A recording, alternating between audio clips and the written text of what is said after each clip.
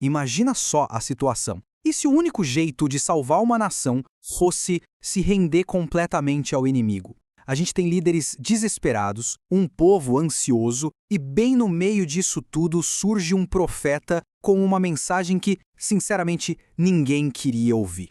Vamos mergulhar nessa ordem super controversa e dramática que está lá no capítulo 27 do livro de Jeremias. Ok, vamos direto ao ponto. A primeira coisa que a gente encontra aqui é essa imagem, que é, no mínimo, bizarra. E não é uma metáfora não, viu? É uma ordem literal. Deus manda o profeta Jeremias construir e usar um jugo, aquela mesma peça de madeira usada para controlar bois de carga, no próprio pescoço. Poxa, por que um ato tão humilhante? Pois é, essa imagem chocante é a chave para a gente entender a mensagem inteira. E para sacar o piso desse ato, a gente precisa voltar um pouco no tempo. Pensa aí, finalzinho do século VI a.C.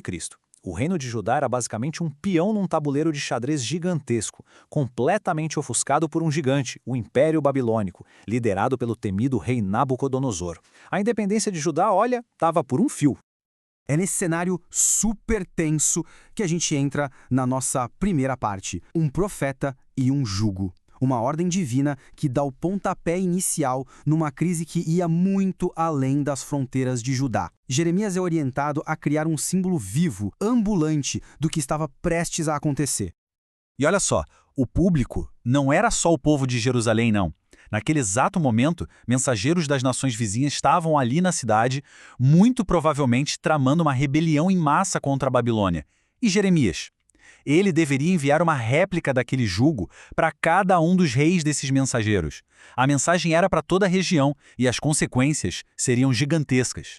Isso nos leva à segunda parte, a nova ordem mundial.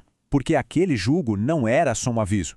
Era, na verdade, um anúncio de um decreto divino que ia literalmente redesenhar o mapa do poder da época.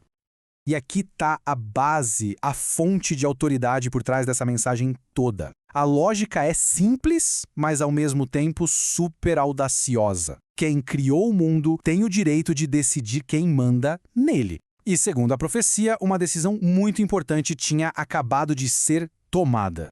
E agora vem a parte que com certeza foi a mais chocante para quem ouviu isso na época. O conquistador estrangeiro, o opressor Nabucodonosor, é chamado de meu servo. Imagina o impacto disso.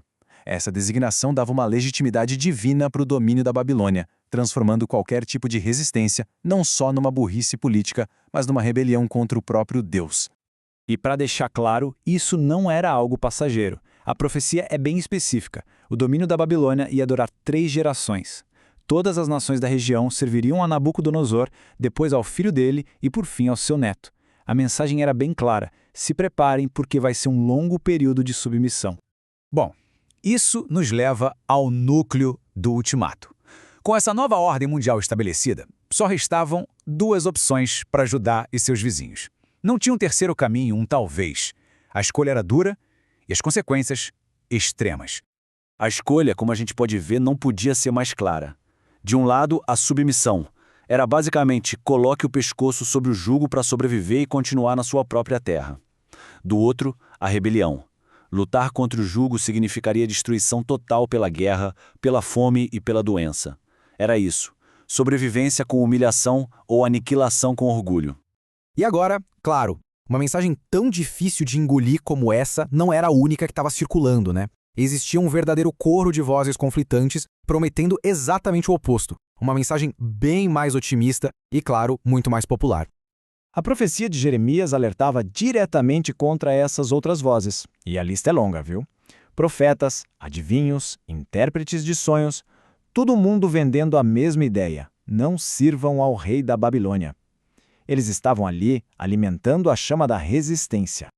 Jeremias acusa que a consequência de ouvir essas vozes seria a expulsão da própria terra. Mas por que elas eram tão populares? É simples, né? Porque, ao contrário de Jeremias, eles prometiam vitória, orgulho nacional, libertação. Era aquela mentira reconfortante que todo mundo queria desesperadamente que fosse verdade. E esses profetas fizeram uma previsão bem específica, algo que dava para verificar. Anos antes, Nabucodonosor já tinha saqueado alguns tesouros do Templo de Jerusalém. E agora, os falsos profetas prometiam: fiquem tranquilos, esses tesouros sagrados vão voltar logo logo. Era uma promessa de restauração, um sinal de que a Babilônia ia cair a qualquer momento. E é aí, contra essa onda toda de otimismo, que a gente chega na nossa última parte, o destino final do templo. Jeremias faz a sua jogada final. Ele rebate com uma previsão própria, uma que serviria como o teste definitivo para saber quem estava falando a verdade. E aqui vem uma jogada retórica simplesmente brilhante. Jeremias muda o foco. Ele basicamente os desafia, dizendo: "Ah é? Em vez de ficar prometendo a volta do que já foi levado, se vocês são profetas de verdade, orem para que os tesouros que ainda estão aqui não sejam levados também." Então, o confronto fica assim, preto no branco. Os falsos profetas dizem que o que foi perdido vai voltar. Já Jeremias diz que o que ainda resta também vai ser perdido.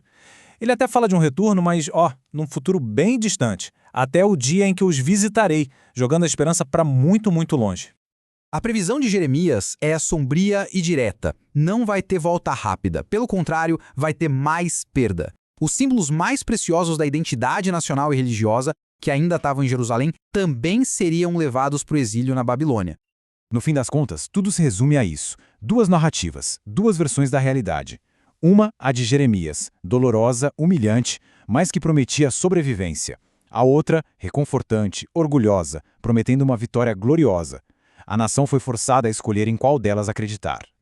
E essa escolha, feita há tantos séculos, nos deixa com uma pergunta que, nossa, continua incrivelmente relevante hoje. Quando se enfrenta uma crise, seja pessoal ou nacional, o que é que representa a maior ameaça? Aquela verdade difícil que desafia e força a gente a uma ação complicada?